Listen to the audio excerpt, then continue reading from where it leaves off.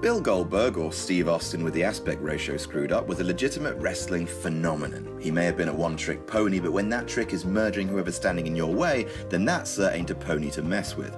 With his winning streak being one of the most lauded in wrestling history, Goldberg is still fresh in the minds of fans, especially with his younger brother Ryback making big backstage noise. And with him still fit enough for one last run somewhere, there'll always be rumours of him making a return to WWE's hallowed halls. Should that happen, here's one or two things they might want to leave out of his hype package. I'm Adam from WhatCulture.com, and here are 10 things WWE want you to forget about Goldberg.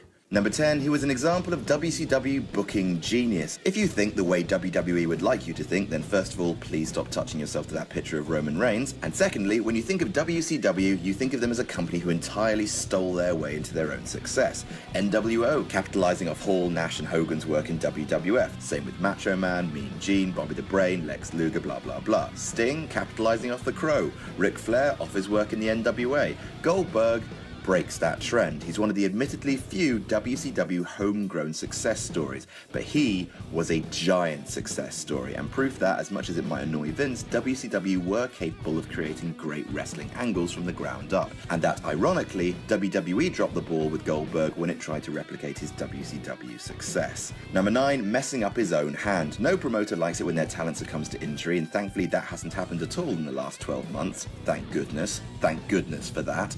Promoters like it even less when their talent injure themselves in a totally doofus way. Step right up, Bill Goldberg, and one of the biggest acts of doofussery in wrestling. On an episode of Thursday Night Thunder, of all things, Goldberg got really cross to limousine. Maybe it was looking at him funny, and he set to work reenacting that bit from Street Fighter 2. The windscreen was gimmicked to crack when hit with Goldberg's fist, the passenger window was gimmicked to break, the main window on the side was not, because it refused to crack the first time. Not taking "Stop you maniac, that's actual glass" for an answer, he repeatedly thumps the glass until it breaks, completely destroying his own hand and sidelining him for many weeks. Of all the ways to go out, this is one of the absolute stupidest. Number 8, Linda McMahon calls him disappointing. Oh, not you too, Linda, you're supposed to be the nice McMahon, even if you're the absolute worst at taking a stunner. Oh god, look at it, make it stop. So, 2003, and Goldberg's been on WWE TV for a couple of months, and the company were doing their 4th quarterly conference call, taking calls before the media, etc. During that call, in which Linda blamed the Iraq War for low pay-per-view buys, sure, why not, she also let slip that she thought that Goldberg's run thus far had been disappointing. That is a savage thing to say in front of the press, and a comment that obviously infuriated big old Bill. If WWE ever hope to lure him back, they'll need to bury stuff like this. Number 7, the Regal match. Speaking of public embarrassments, we're heading back to WCW in this shocker of a match. Goldberg's whole thing was arrive, eat a man alive, poo him out, kick that poo in the balls, and then leave. In February 1998, the streak was building steam. Goldberg and William Regal, then going by the name Steve Regal, were booked for a match, and it was to go 6 minutes, which is weird because before that Goldberg hadn't gone much beyond 90 seconds. He was massively exposed during this match as not being ready for a competitive matchup. He looked clumsy, the match was awkward and hard to watch at points. It threatened to derail Goldberg's momentum. What follows has been quite a public battle between the two men, with Regal claiming he was told to have a competitive wrestling match and that he was just doing his job, and Goldberg claiming that Regal stiffed him and took advantage of his weaknesses to curry favour with the locker room veterans. Regardless who you believe, it's a blot on Goldberg's career, and one that everyone involved would like people to stop talking about. Oh, sorry. Number 6, the actual numbers of the streak are bull.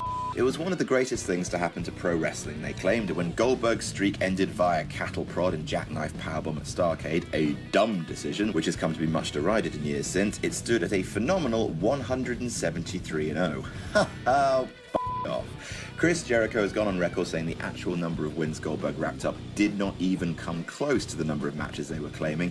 It's since become an established fact that pretty much every week WCW officials were massaging the numbers, with the streak becoming like the Big Show's height or Stephanie McMahon's boobs, an ever-fluctuating work of fiction. Still, it's Goldberg's greatest accomplishment and a huge part of his value even today, so WWE would not like you to investigate its authenticity. Cheers. Number 5, WWE sabotaged his momentum. So when Goldberg finally arrived in Vincent's wacky house of thick lads, creative thought, what do we know about Bill Goldberg? No one can beat him. Cool, we'll do that. Goldberg got a mini streak in WWE, besting The Rock. Wow. Chris Jericho. Wow. Christian. Oh, no, okay. Lance Storm.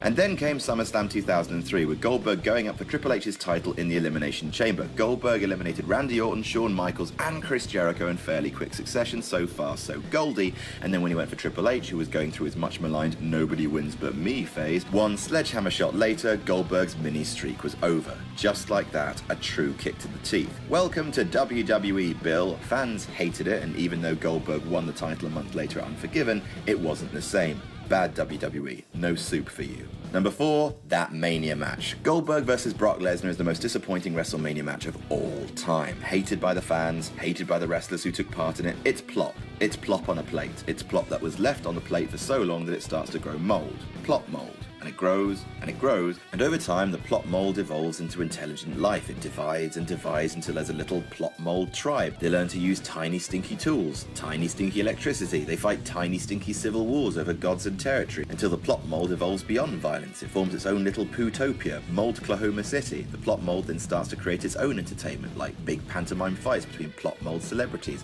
One fight in particular gets built up, and then it's a huge, crushing, boring disappointment, and everyone is furious, and then everyone dies. The end. Number 3, Jericho out-wrestled him. Goldberg's immediate megastardom in WCW rubbed several superstars the wrong way, and one of those guys was Mr. Christopher Jericho. The man with the best hair in the world basically built a feud with Greenberg, as he called him, all by himself, but Goldberg didn't want to wrestle him because he didn't want to do comedy with a cruiserweight nobody. Ouch.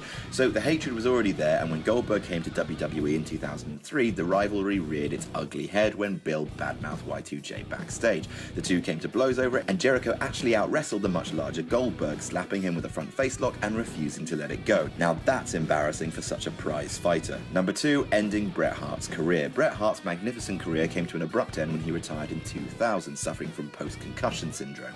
The injury that caused him to walk away from the ring, inflicted by Bill Goldberg, who struck him with a misplaced mule kick. It was in their match at Starrcade. It gave the Hitman a severe concussion, and because the damage was underestimated, Hart wrestled several times more over the next few days, giving himself a few more concussions. The accumulation of injuries forced him to hang up his pink tights for good.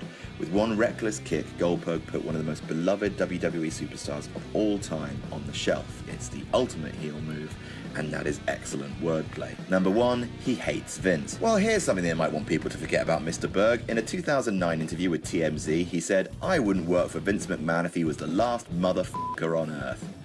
So, you know, that's a chewy little nugget. And that's our list. Did we miss any out? Tell us about it in the comments, and don't forget to like, share and subscribe, and you can follow me on Twitter here. I'm Adam from WhatCulture.com, and I'll see you soon.